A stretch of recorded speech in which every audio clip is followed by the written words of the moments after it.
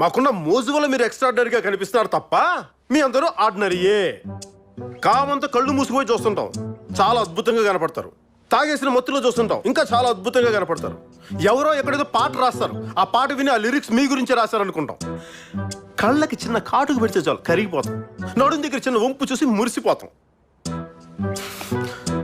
చిన్న నవ్వు నవ్వితే చాలు గిల్ల గిల్ల గిల్ల కొట్టేసుకుని తాజ్ మహల్ ఎక్కడ కట్టాలని చెప్పేసి స్థలాలు గిలాలు ఎతికేస్తుంటాం. గంగారు, నాకు అసలు ఒక విషయం చెప్పండి. అమ్మాయిలకి సముద్ర పాలలకి సంబంధం ఏంటండి? చందమామకి మీకు మధ్య లింక్ ఏంటండి? మీరు నవ్వితే పండు వెన్నెలా ఉంటుందా? ఇరక్కాసిన పండు వెన్నెలా ఉంటుందా? మా పిచ్చామా వెర్రి కాకపోతేను మరేంటి? బేసిక్గా మగాళ్ళందరూ పొయిట్రీలో పుట్టడం వల్ల మీరు సర్వైవ్ అవుతున్నారు తప్ప నా స్త్రీ నా ఎక్స్ట్రాడినరీ అంటే ఏ స్త్రీ ఎక్స్ట్రాడినరీ కాదు. అందరూ సర్వమంగళ మేళమే.